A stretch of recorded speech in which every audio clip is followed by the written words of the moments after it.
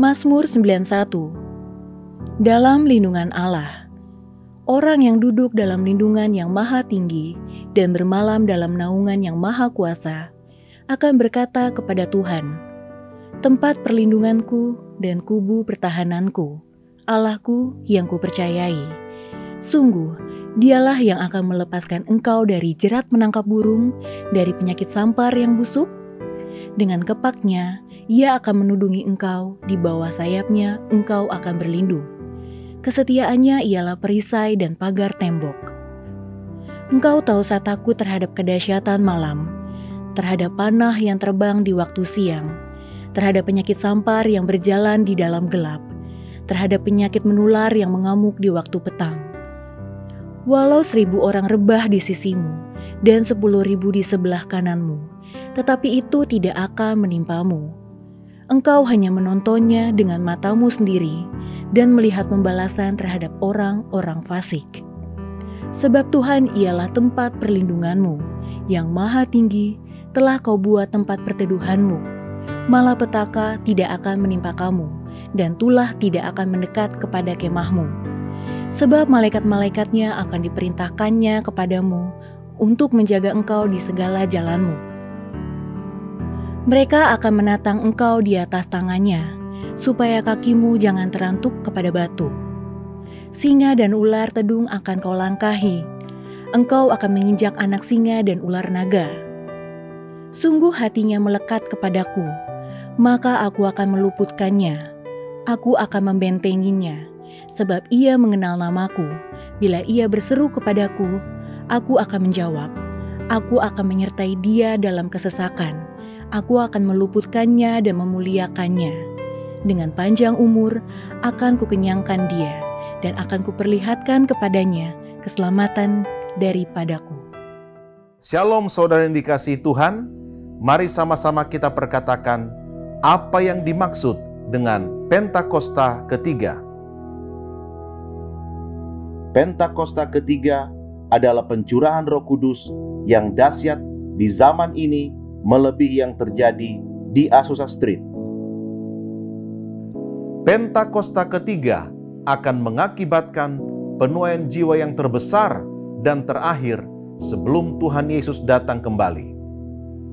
Pentakosta ketiga akan membangkitkan generasi Yeremia, yaitu anak-anak muda yang dipenuhi Roh Kudus, cinta mati-matian kepada Tuhan Yesus, tidak kompromi terhadap dosa, dan akan bergerak untuk memenangkan jiwa. Pentakosta ketiga lahir di Indonesia yang bergerak ke bangsa-bangsa. Gerakan ini dari timur ke barat dan akan kembali ke Yerusalem. Pentakosta ketiga akan memberikan kuasa untuk menyelesaikan amanat agung, dan setelah itu Tuhan Yesus datang kembali.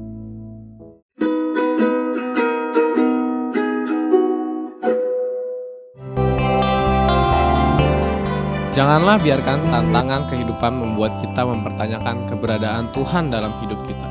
Karena Tuhan selalu berada bersama kita. Tetaplah tenang dan percaya bahwa Ia selalu menyertai. Mari bersama-sama penuhi tahtanya dengan pujian dan penyembahan yang terbaik. Dan kita sambut setiap firman Tuhan yang membangkitkan roh kita untuk tetap percaya dan berharap hanya kepada Tuhan. Selamat beribadah, Tuhan memberkati. Puji nama Tuhan, shalom kepada seluruh jemaat GBI Kebun Siri dimanapun Anda menyaksikan ibadah hari ini. Boleh sama-sama kita bangkit berdiri dan kita mau datang beribadah kepada Tuhan dengan sukacita. Yang siap katakan amin. Mari sama-sama katakan pujian ini. Terima sukacita saudara. Terima sukacita sudah, itulah kekuatan bagi jiwa. Ku dapat rasakan kasih-Nya di tengah badai yang bergelora. Terima sukacita sudah, itulah kekuatan bagi jiwa. Ku dapat rasakan kuasa-Nya, taklukkan badai yang bergelora. Haleluya, Kau ada dalam hatiku.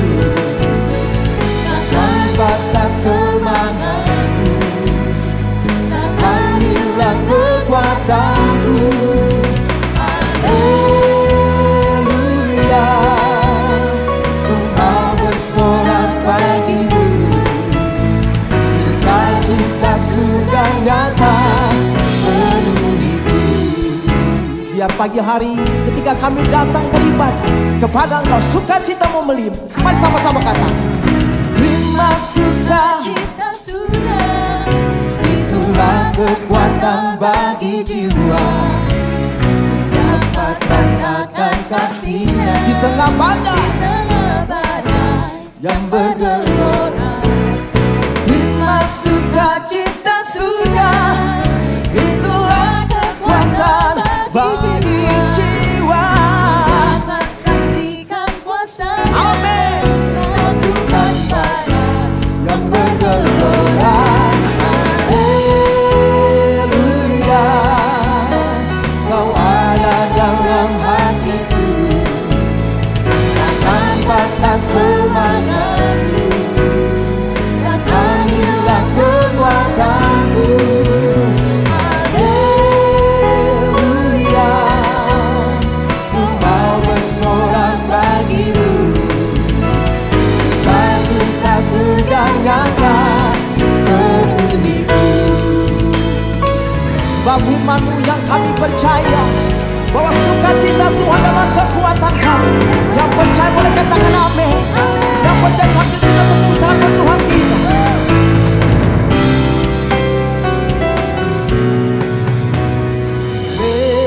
Haleluya, Kau ada dalam hatiku, takkan patah semangatku, takkan hilang. takkan hilang kekuatanku. Haleluya, oh, kami mau bersorak bagimu. Mau bersorak bagimu. Sukacita surga nyata penuhiku.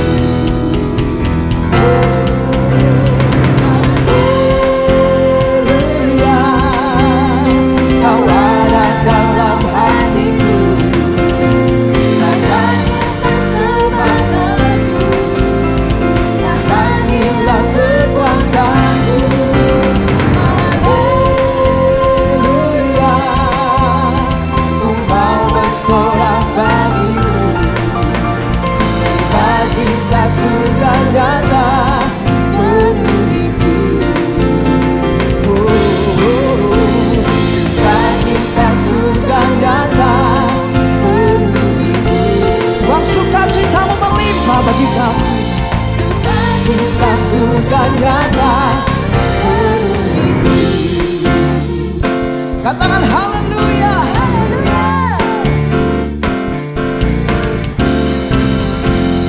Haleluya. Boleh kasih tepuk tangan dan sorak-sorai buat Allah kita.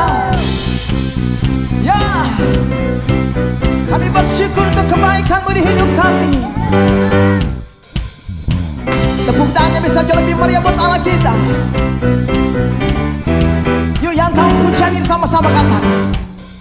Dalam-Mu ku temukan sukacita. Dunia takkan sanggup ku berikan. Segala bebanku pun digantikan, selama ku ada di dalam-Mu. Oh, Kaulah sukacita, pengharapan dan kehidupan. Kau beri kekuatan, haleluya, bersukacita selamanya. Yeah, yeah.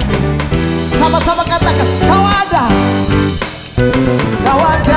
mendampingi setiap langkahku.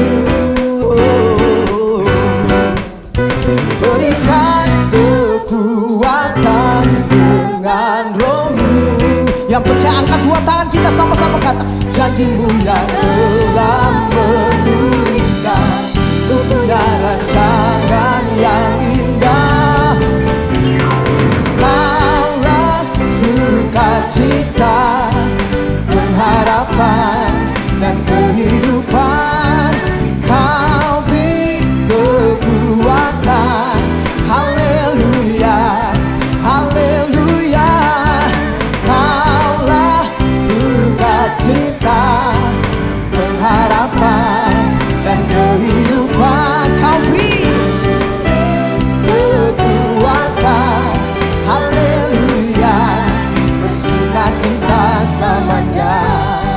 bersuka cita boleh sorakan. Yang bersuka cita boleh lambaikan kedua tangannya tinggi-tinggi, katakan haleluya. Come on.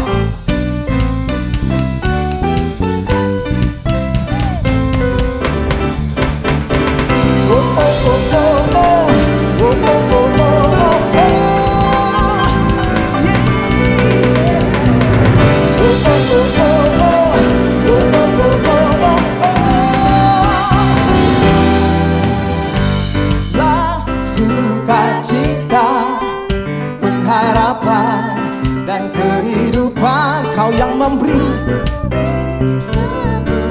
Haleluya. Sekali lagi sama-sama kata, Kaulah sukacita, pengharapan dan kehidupan, Kau beri kekuatan. Haleluya, bersukacita. Haleluya, bersukacita selamanya.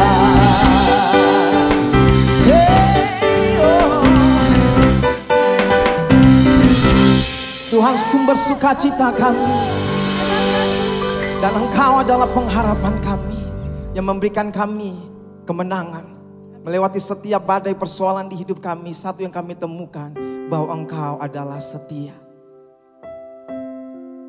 Kami bersyukur Bapa.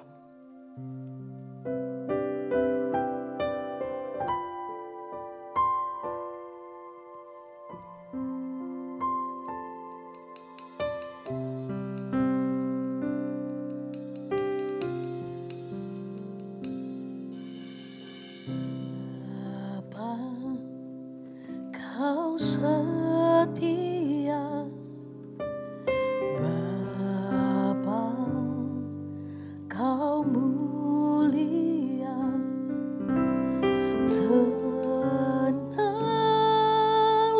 jiwaku, aman bersamamu.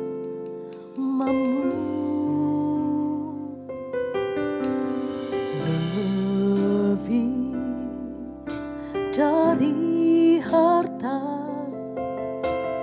Kaulah segalanya. Tenanglah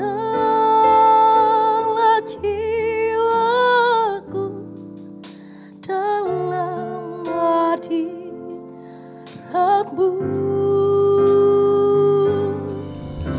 Kau tunjukkan kasih setiamu, Kau menyediakan yang ku perlu. Kau setia, Kau mulia, dulu, sekarang, dan selamanya.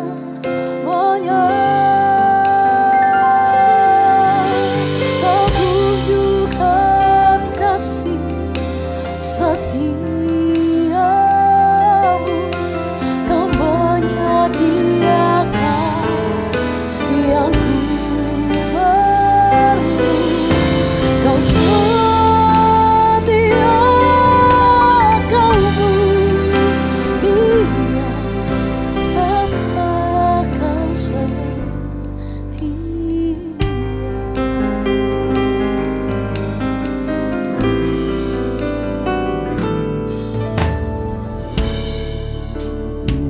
Dari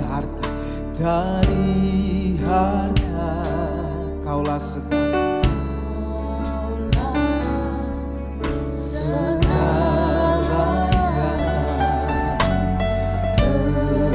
Tenanglah jiwaku dalam hadirat-Mu.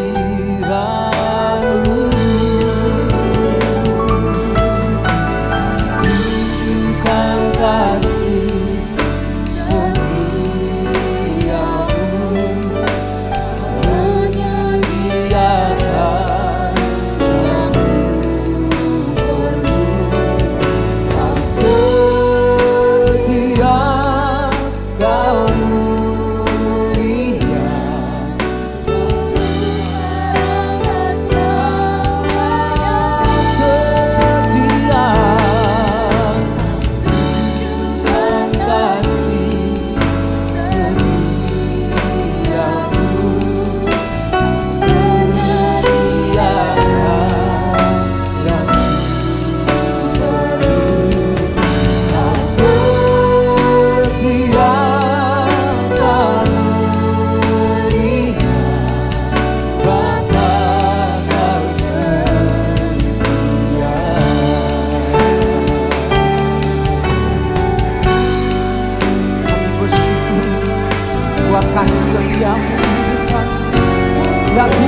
pernah berhenti, tiada berkesudahan, selalu baru rahmat-Mu bagi kami. Mari yang mengasihi Tuhan angkat dua tangan. Tunjukkan kasih setiamu, menyediakan yang perlu. Kau setia, Kau mulia, dulu, sekarang, dan selamanya. Kau tunjukkan kasih setiamu,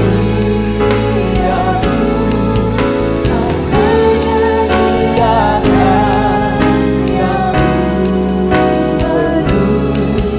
Kau setia, Kau mulia, Bapa, Kau setia.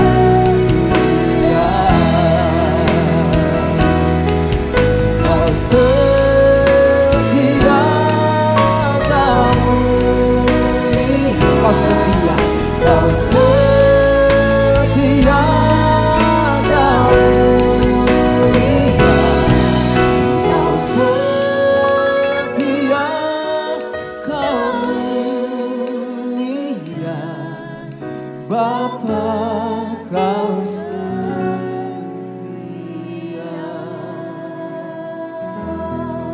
Kami bersyukur, kami bersyukur kepadamu buat kasih setiamu, buat kebaikanmu dalam hidup kami. Oh, terima kasih. Mari yang ingat kebaikan Tuhan, bolehkah kita datang dengan tangan yang terangkat kepada Dia? Dan firman Tuhan berkata, biarlah kita datang menghampiri Tuhan tidak dengan tangan yang kosong, melainkan kita datang membawa korban syukur, korban pujian, korban yang memuliakan Tuhan, korban yang menyenangkan hati Tuhan. Kami bersyukur padamu, kami menyenangkan Tuhan, kami menyembahmu, Bapa yang setia, dengan segala bagi kami.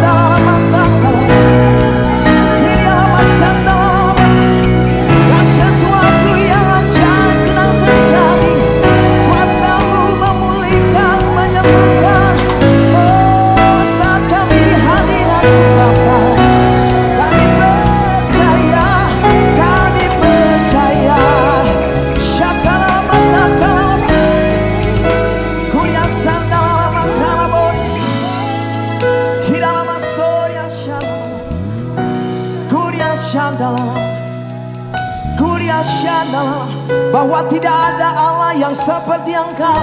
Perbuatanmu yang ajaib, dan itulah yang hendak kami ceritakan. Kami ceritakan perbuatanmu yang dahsyat, kemuliaanmu yang ajaib. Korea Shandala Mata Kalalabota, Korea Sandala, Kiralaba Sandala, Kiralaba Shandala, Korea Baba, Korea Shandala Mata, Korea Baba. Pagi hari ini ketika umatmu datang menyembahmu, kami tahu, kami percaya anugerah perkenananmu dinyatakan, anugerah kuasamu dicurahkan, kemuliaanmu, mujizatmu kami alami.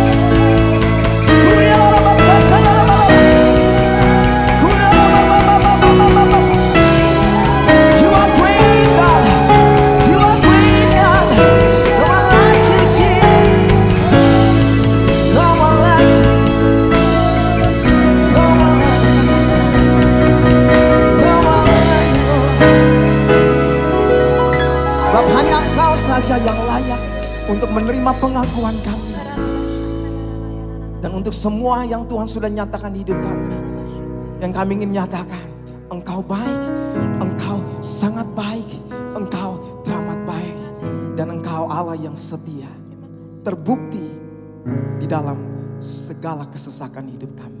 Kami bersyukur Bapa, kami tahu percaya di hadirat-Mu, kami beroleh kemenangan, kami beroleh kekuatan, kami beroleh pengharapan di dalam satu nama yang ajaib, yang mengasihi kami, yang setia bagi kami. Nama Yesus. Kami bersyukur Bapa, sebentar kami ingin mendengarkan apa yang menjadi pesan Tuhan bagi kami. Karena kami tahu firman Allah adalah firman yang hidup. Yang setiap perkataan dapat dan sanggup mengubah seluruh kehidupan kami. Dan hanya di dalam nama Tuhan Yesus kami berdoa dan mengucap syukur. Haleluya. Sama-sama katakan. Amin.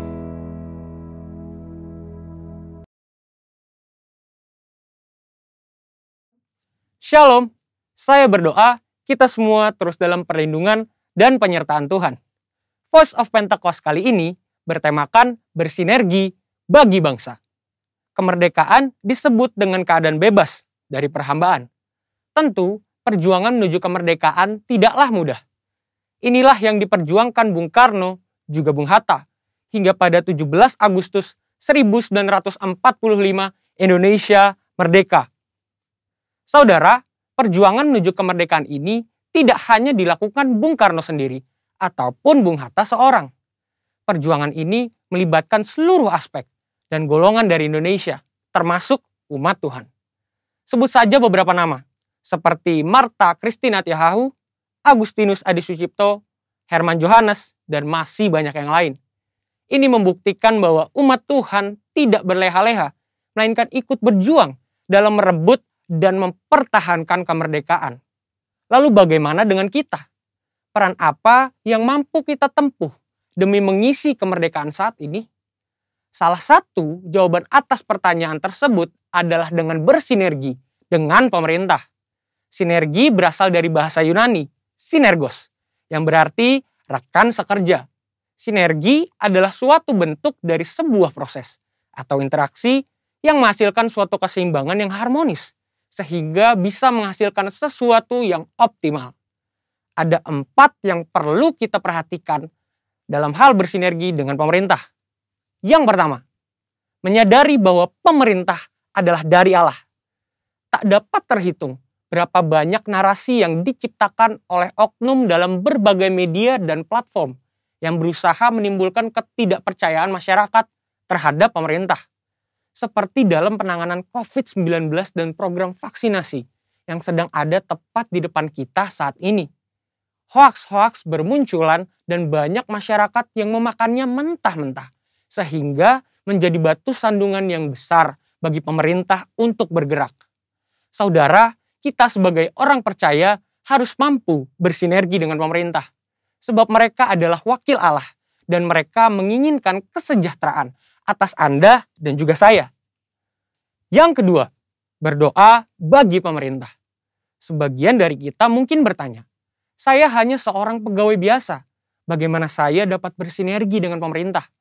Siapapun kita, apapun jenis pekerjaan dan usaha kita, semua dapat bersinergi dengan pemerintah dalam mengisi pembangunan.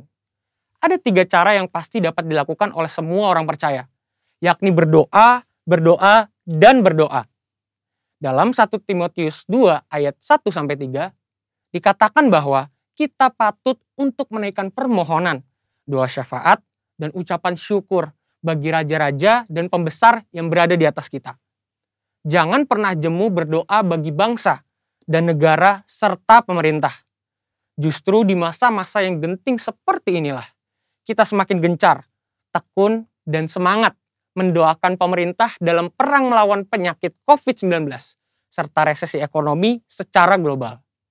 Kita percaya bahwa setiap doa-doa kita bagi bangsa, negara, dan pemerintah yang kita sampaikan kepada Bapa di sorga tidak akan pernah sia-sia. Dan yang ketiga, berikan bagian kita. Dalam Matius 22 ayat 21, kita mendapati sebuah ajaran Tuhan Yesus yang sangat menarik tentang kewajiban kita terhadap pemerintah. Tuhan katakan, berikanlah kepada Kaisar apa yang wajib kamu berikan kepada Kaisar, dan kepada Allah apa yang wajib kamu berikan kepada Allah. Tuhan mengajarkan bahwa tidak patut bagi umat Tuhan yang taat kepada Tuhan untuk tidak menolong pemerintah.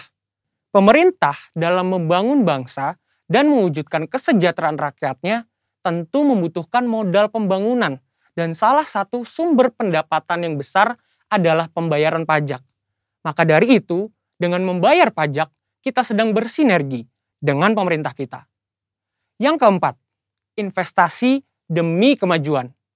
Selain dari pendapatan pajak, modal pembangunan juga diperoleh pemerintah dari investasi.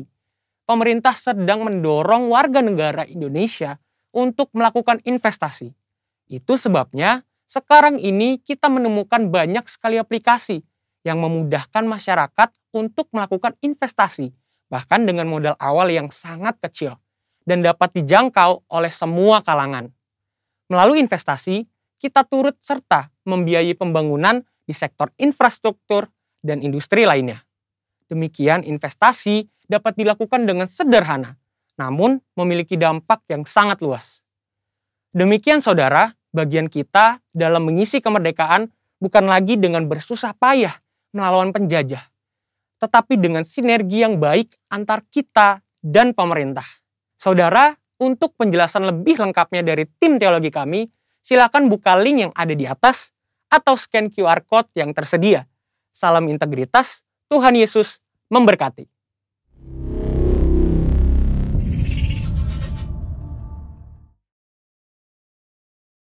Shalom Gembala dan seluruh jemaat GBI Kebon Siri.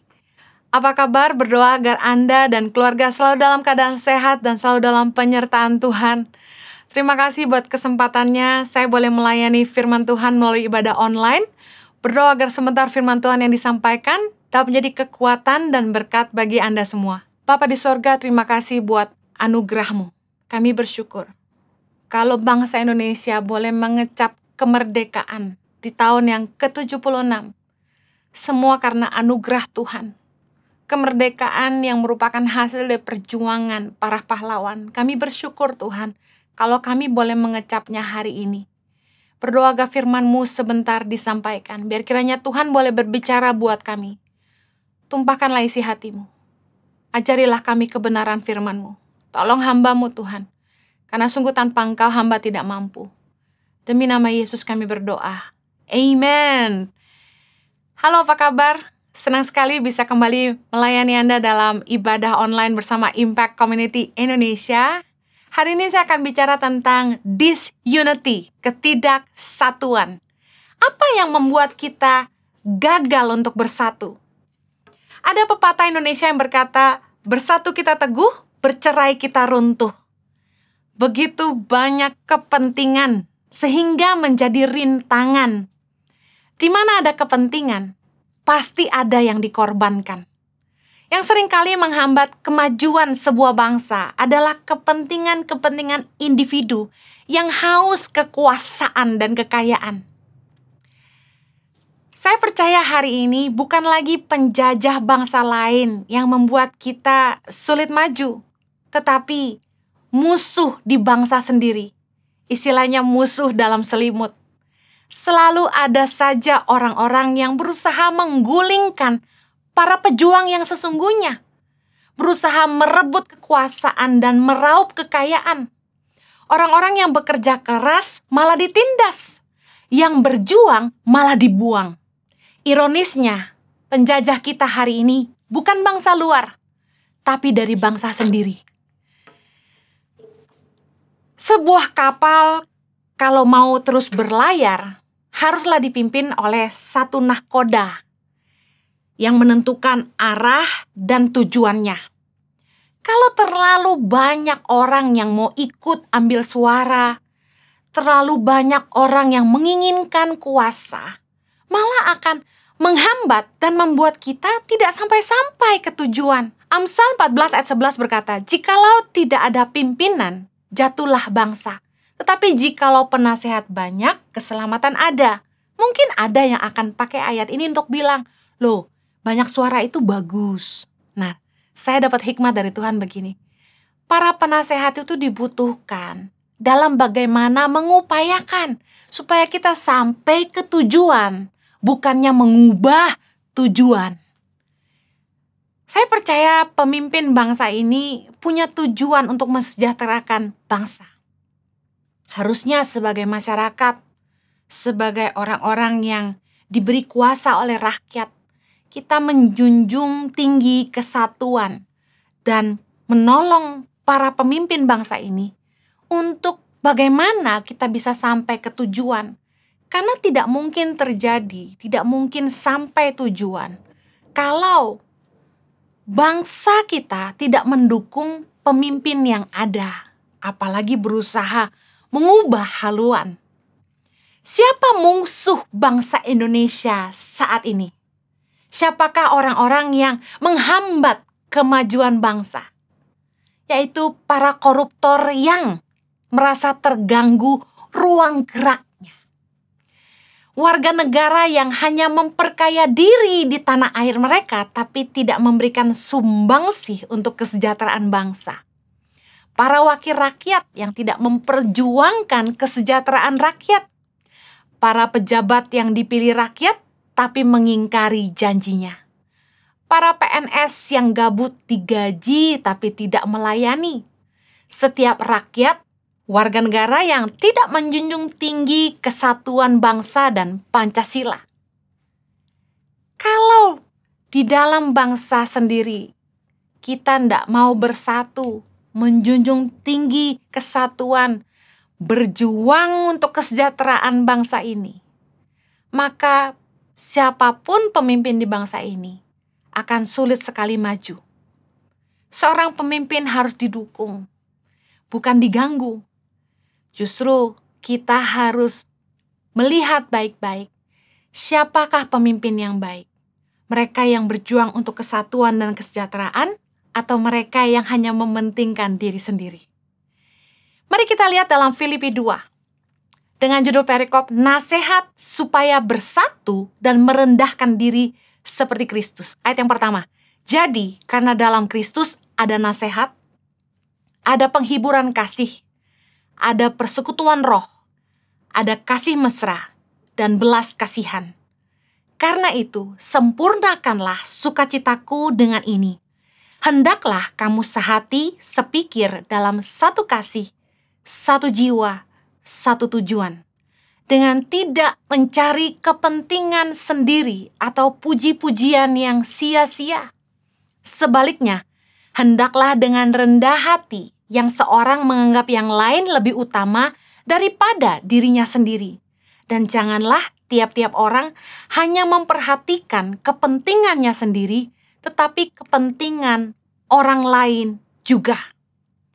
Kunci kesatuan dalam Filipi 2 dikatakan, hendaklah kamu sehati sepikir dalam satu kasih, satu jiwa, satu tujuan. Satu kasih artinya begini, kita harus mengasihi bangsa sendiri. Kasih harus menjadi dasar atau landasan dalam hubungan. Kita harus mengasihi sesama saudara sesuku bangsa. Yang kedua, satu jiwa. Kita harus sepemahaman, sepemikiran, senilai. Kita harus berjuang sama-sama dengan visi yang sama, yaitu kemajuan dan kesejahteraan bangsa. Untuk kesatuan bangsa. Satu tujuan, kita punya tujuan yang sama. Tidak membawa kepentingan pribadi atau golongan. Ada 3K yang membuat kita sulit bersatu. Kebalikan dari yang tadi, yaitu ketiadaan kasih, kesombongan, dan konflik kepentingan. Saya ingin share yang pertama, penyebab disunity, ketidaksatuan adalah ketiadaan kasih. Kasih itu mempersatukan, kebencian menceraikan. Kasih kalau mulai hambar, masalah kecil jadi besar.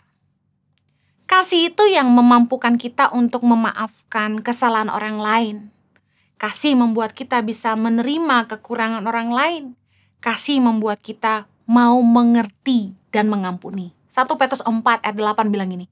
Tetapi yang terutama, kasihilah sungguh-sungguh seorang akan yang lain, sebab kasih menutupi banyak sekali dosa. Saya percaya kasih itu akan melampaui perbedaan. Seringkali ketika orang pertama kali jatuh cinta, mereka tidak lihat perbedaan yang ada. Tapi ketika kasih menjadi hambar, masalah kecil jadi besar. Tahukah Anda bahwa kasih adalah kekuatan untuk orang berjuang? Kasih adalah perekat yang mempersatukan. Kehilangan kasih di bangsa ini akan kehilangan perekat. Tanpa kasih, hubungan gak bisa bertahan. Yang membuat kita sulit bersatu adalah perbedaan yang kita lihat menjadi penghalang. Rasisme merupakan penghalang persatuan bangsa. Kita ini lahir di Indonesia dengan berbagai keberagaman yang ada. Beda suku, beda bahasa, beda warna, beda agama. Saya pernah mengalami sebagai anak yang lahir di keluarga keturunan Tionghoa, saya pernah diteriakan, dasar Cina, pulang sana, gitu-gitu ya. Tapi saya ini adalah anak keturunan Tionghoa yang lahir di Indonesia dan saya cinta Indonesia. Saya tidak punya kampung halaman di China. Kalau saya diusir keluar dari Indonesia, saya mau pulang kemana? Seringkali saya jengkel tapi saya mengasihi bangsa ini. Anda yang mengaku Anda orang Indonesia, pertanyaan saya, Anda sudah buat apa untuk Indonesia? Karena saya memang anak yang lahir di keturunan Tionghoa, tapi saya cinta bangsa ini dan saya berjuang untuk kesejahteraannya. Kasih itu membuat orang berjuang melampaui segala rintangan dan perbedaan. Karena saya cinta bangsa saya, bangsa Indonesia. Saya berjuang untuk kemajuannya.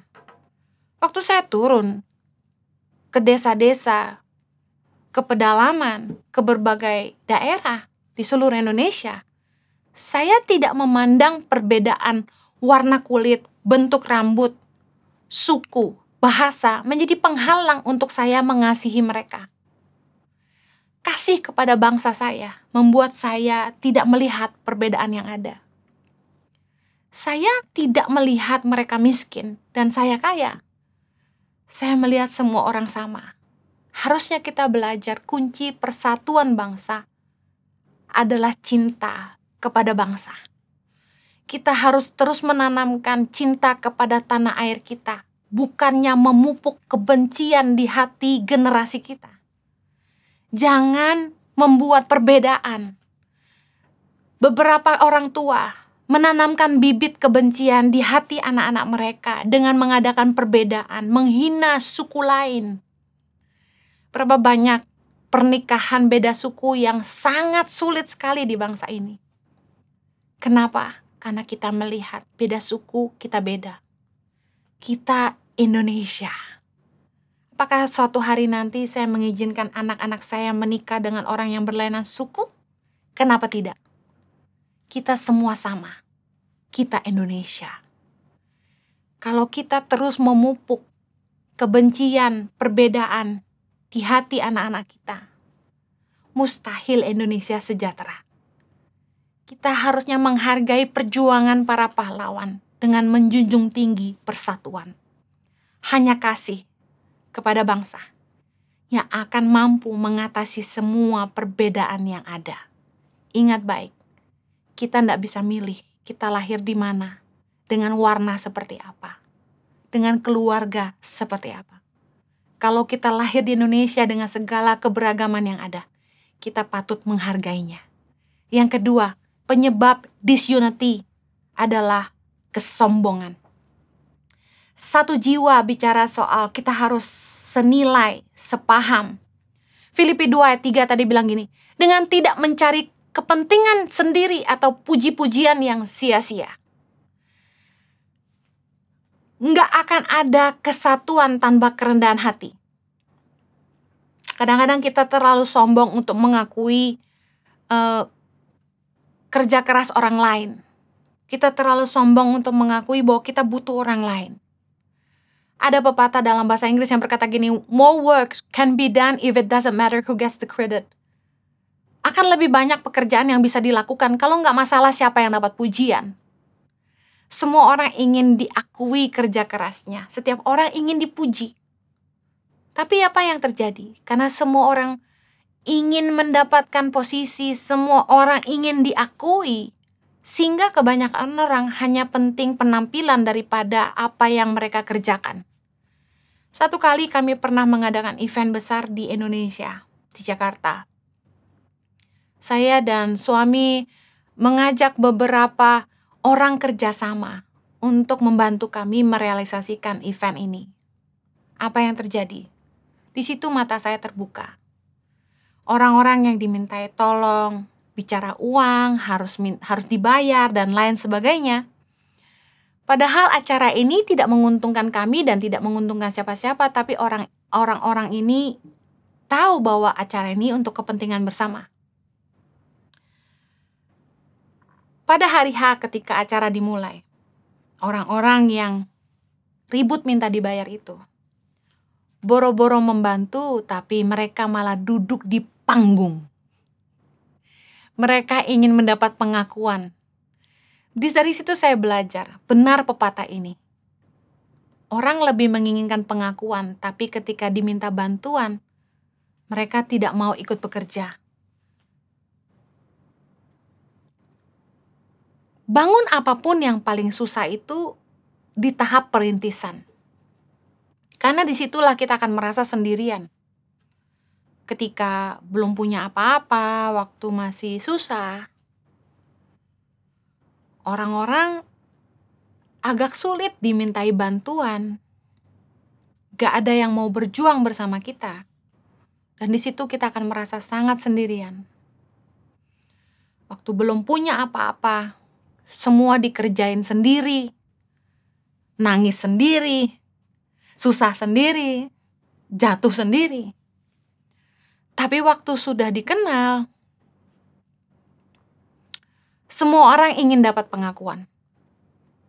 Waktu kita belum dikenal, kita dipandang sebelah mata bahkan oleh keluarga. Tapi waktu kita mulai dikenal, kita akan lihat banyak orang yang ingin dapat nama.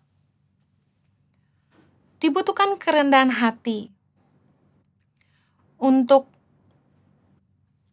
membiarkan orang lain naik ke panggung yang kita dirikan sendiri. Butuh kerendahan hati untuk memberikan kursi buat orang lain yang kita tahu mereka mampu menjalani. Meskipun kita yang merintis dan berjuang. Saya belajar bahwa tidak semua pahlawan harus duduk di kursi pemerintahan. Belajar menyerahkan hak kita kepada orang lain yang bisa melanjutkan perjuangan kita. Waktu Indonesia masih dijajah, banyak pahlawan yang mungkin berjuang mati-matian. Dan hari ini ketika Indonesia sudah mulai lebih sejahtera, mungkin mereka sendiri nggak dapat apa-apa. Kalau nggak masalah siapa yang dapat nama, pengakuan, kita mau rendah hati, yang penting negara maju, yang penting Indonesia sejahtera. Kita nggak usah pusing siapa yang duduk di kursi pemerintahan. Untuk bersatu itu dibutuhkan kerendahan hati. Tanpa kerendahan hati, mustahil apapun yang kita bangun bisa bertahan. Berapa banyak pelayanan yang dibangun dengan ketulusan tapi berakhir dengan pertengkaran. Berapa banyak usaha yang dirintis dengan doa dan air mata, akhirnya diakhiri dengan perebutan harta dan kekuasaan. Galatia 3 ayat 3 berkata gini, adakah kamu sebodoh itu? Kamu telah mulai dengan roh, maukah kamu sekarang mengakhirinya dalam daging? Banyak kali ketika susah, suami istri sepakat sehati berdoa, mencucurkan air mata. Tapi ketika diberkati, biasanya orang jadi lupa diri. Untuk bersatu, sebagai keluarga maupun bangsa, kita harus belajar saling rendah hati. Menganggap orang lain juga penting. Kita nggak boleh hanya fokus kepada kepentingan diri kita sendiri. Untuk bersatu, jangan adu tinggi, tapi adu rendah hati aja. Saya percaya bahwa promosi dari Tuhan itu diberikan kepada orang yang rendah hati. Mari kita belajar dari Filipi 2 ayat yang kelima bilang gini, hendaklah kamu dalam hidupmu bersama menaruh pikiran dan perasaan yang terdapat juga dalam Kristus Yesus, yang walaupun dalam rupa Allah, tidak menganggap kesetaraan dengan Allah itu sebagai milik yang harus dipertahankan, melainkan telah mengosongkan dirinya sendiri dan mengambil rupa seorang hamba, dan menjadi sama dengan manusia. Dan dalam keadaan sebagai manusia, ia telah merendahkan dirinya dan taat sampai mati, bahkan sampai mati di kayu salib.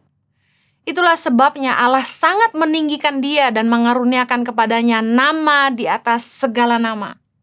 Karena orang berebutan minta dipuji, makanya perselisihan terjadi. Kesombongan, iri hati, nggak akan menyelesaikan masalah di negara ini. Kita akan saling menjatuhkan, bukannya saling menopang. Untuk kesatuan boleh terjadi, kita harus rendah hati. Tidak masalah siapa yang duduk di kursi. Kita harus bisa tetap berkontribusi. Yang ketiga yang menyebab disunity adalah beda tujuan. Kita harus satu tujuan, punya tujuan yang sama. Amos 3 ayat 3 bilang gini, berjalankah dua orang bersama-sama jika mereka belum berjanji? Can two walk together unless they are agreed? Kita harus bersatu, harus sepakat. Kita nggak bisa membangun masa depan bersama dengan orang-orang yang beda tujuan. Mustahil bersatu tanpa kesepakatan. Visi beda cuma ngabisin tenaga. Exhausted, nggak akan sampai-sampai ke tujuan. Karena untuk berjalan bersama, kita harus punya visi yang sama. Filipi 2 ayat 3 bilang gini, dengan tidak mencari kepentingan sendiri. Dan ayat 4 bilang gini, dan janganlah tiap-tiap orang hanya memperhatikan kepentingannya sendiri, tetapi kepentingan orang lain juga. Ada istilahnya conflict of interest. Ada orang-orang yang punya konflik kepentingan, karena mereka punya tujuan yang berbeda di dalam suatu organisasi. Konflik kepentingan ini yang justru menyebabkan perpecahan. Upaya merebut kekuasaan, upaya untuk meraih kekayaan, membuat para pejuang digulingkan. Orang-orang yang kerja keras ditindas, yang berjuang malah dibuang. Satu kali, ada beberapa orang yang datang ke rumah kami. Kebetulan orang-orang ini bekerja kepada pemerintah, dan mereka cerita kepada suami saya, Pak Jojo, kami ingin mendukung pemerintahan yang jujur saat ini. Tapi ketika kami ingin jalan yang lurus, atasan-atasan kami, superior di atas kami yang tidak mendukung pemimpin yang jujur dan lurus ini, menekan kami dengan cara tidak memberikan pekerjaan kepada kami. Sedangkan pemimpin yang jujur dan lurus itu menilai kinerja kami dari pekerjaan kami. Akibatnya, kami yang mendukung pemerintahan yang jujur dan bersih, kami sendiri malah tersingkirkan. Ketika saya mendengar cerita ini, saya nangis. Yang kerja keras malah ditindas, yang berjuang malah dibuang. Uang dan kekuasaan yang selalu menjadi fokus dari konflik kepentingan. Dan konflik kepentingan selalu mengorbankan orang lain. Karena fokusnya kepada kepentingan diri sendiri, mereka jadi nggak peduli sama kepentingan orang banyak. Dan akibat dari kepentingan diri sendiri, pada akhirnya mengorbankan orang banyak. Keserakahan itu membutakan. Orang-orang yang korupsi dana bansos misalnya, mereka dipercaya untuk mengelola dan mengantar bantuan, tapi dipercaya mereka malah memperdaya. Amsal 12 ayat 5 bilang gini, rancangan orang benar adalah adil. Tujuan orang fasik memperdaya. Bangsa kita nggak akan maju kalau terlalu banyak kepentingan-kepentingan di dalamnya. Berdoalah supaya para penguasa, orang-orang yang punya power di bangsa kita, mereka menjunjung tinggi kesatuan bangsa, mementingkan dan mengedepankan kesejahteraan bangsa dan kemajuan bangsa. Bukannya mengorbankan kepentingan masyarakat untuk kepentingan mereka sendiri. Mari berdoa supaya bangsa kita terus tumbuh, terus tangguh, dan kita terus berjuang untuk kesejahteraannya. Doa saya bagi generasi ke depan. Mereka mencintai rakyat, berintegritas, sungguh-sungguh hidup takut akan Allah, menjadi pemimpin yang adil, jujur, dan bertanggung jawab. Tidak hanya memajukan diri sendiri, tapi mereka memikirkan kemajuan bangsa. Mari rakyat Indonesia, kita lahir di bangsa ini. Apa yang sudah kita lakukan bagi bangsa kita? Jangan biarkan orang memecah belah persatuan hanya karena kepentingan. Mari kita berjuang dan berkontribusi bagi kemajuan bangsa sendiri. Mari kita berdoa. Bapa di sorga, kami bersyukur buat anugerah-Mu bagi bangsa ini. Kami berdoa Tuhan, agar bangsa ini tidak lagi dipecah belah oleh konflik kepentingan, oleh orang-orang yang hanya mencari kekuasaan, kedudukan, dan kekayaan. Tapi biarlah roh takut akan Allah boleh melanda seluruh negeri, sehingga setiap orang boleh memberikan kontribusi untuk kemajuan bangsa ini.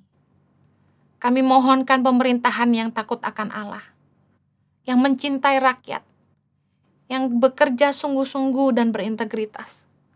Tuhan, anugerahkanlah kemajuan bagi bangsa kami. Jauhkanlah keserakahan, persaingan, konflik kepentingan. Tapi biarlah Tuhan, setiap orang-orang yang punya kekuasaan dan mampu mengubah masa depan bangsa ini, mereka boleh dipakai Tuhan untuk mesejahterakan Indonesia. Kami berdoa untuk pemerintah kami saat ini Tuhan. Biarlah diberikan kesehatan, diberikan hikmat oleh Tuhan untuk setiap langkah dan setiap keputusan. Kami percaya pemerintahan berasal dari Allah dan Tuhan punya rencana untuk bangsa kami. Diberkatilah Indonesia. Kiranya Indonesia damai, tangguh, dan terus maju. Demi nama Yesus kami berdoa. Amen. Terima kasih Anda telah mengikuti ibadah online pada hari ini. Kami mengajak Anda untuk berdoa, menyembah Tuhan, dan mendengar pesan firman Tuhan dalam acara Kul Menyembah via Zoom setiap hari Senin sampai Sabtu pukul 5 pagi. Berikut adalah informasi meeting ID dan passcode Zoom. Ibadah minggu tetap dapat Anda ikuti secara online melalui YouTube channel GBI Kebon Siri. Untuk ibadah online minggu depan, pada hari Minggu, tanggal 29 Agustus 2021, ibadah akan dimulai pukul 6 pagi. Pesan firman Tuhan akan disampaikan oleh Pastor Petra Panggidai. Ibadah dapat dilihat setiap saat setelah waktu penayangan. Kami kembali mengajak Anda mengikuti GBI Kebon Siri Wednesday Bible Wisdom pada hari Rabu tanggal 25 Agustus 2021 pukul 6 pagi bersama Aruna Wiryolukito dan host Vino Pramudito. Acara ini dapat dilihat setiap saat setelah waktu penayangan. Persembahan umum, syukur, dan persepuluhan dapat Anda berikan melalui QR Code berikut ini. Scan QR Code yang tertera di layar, dan langkah selanjutnya dapat mengikuti proses yang tertera di aplikasi e-payment Anda. Persembahan melalui QR Code tidak dipungut biaya apapun. Persembahan umum, persepuluhan, diakonia, dan bantuan COVID-19 dapat Anda transfer ke nomor rekening berikut ini.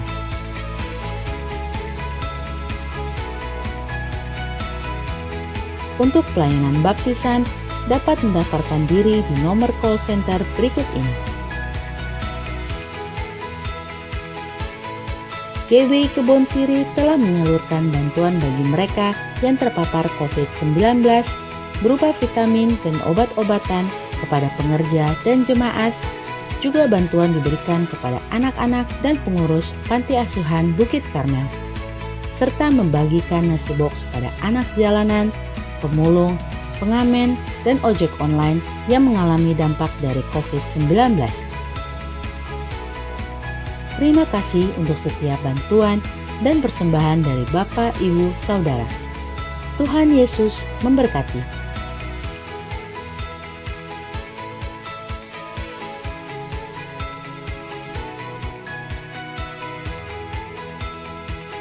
Demikianlah GBI Kebon Siri News Flash hari ini. Selamat hari Minggu, Tuhan Yesus memberkati.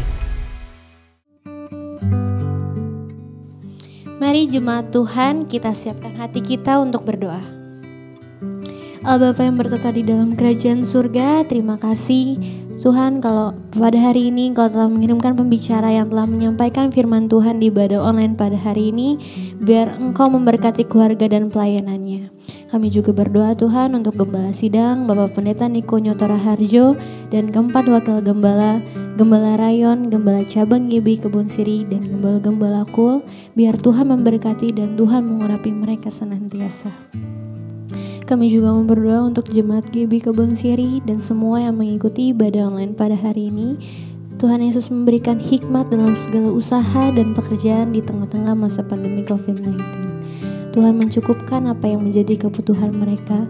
Dan kami juga berdoa Tuhan bagi anak-anak muda generasi Yeremia agar Engkau bangkitkan menjadi terang bagi generasi ini. Kami berdoa buat bangsa kami Indonesia, Tuhan pulihkan dari COVID-19 dan ekonomi bangkit kembali dalam nama Tuhan Yesus. Kami berdoa buat pemerintahan, presiden, wapres, menteri, dan gubernur, dan bupati, serta sampai kepala desa diberikan hikmat dalam menjalankan pemerintahan. Biar takut akan Tuhan turun atas mereka, damai sejahtera Tuhan turun atas Indonesia, dan kami siapkan hati kami untuk menerima berkat Tuhan melalui hamba-Mu. Mari arahkan hati kita dan angkat kedua tangan kita di hadapan Tuhan. Jemaat Kebon Sirih dan jemaat yang mengikuti ibadah online, terimalah damai sukacita, berkat yang berlimpah-limpah dari Allah Bapa yang Maha Kuasa, cinta kasih Tuhan kita Yesus Kristus, persekutuan manis dengan Roh Kudus menyertai Anda sekalian mulai sekarang dan sampai Tuhan Yesus menjemput di awan-awan dan sampai selama-lamanya. Jemaat Kebon Sirih dan jemaat yang mengikuti ibadah online katakan amin. Oh, pray.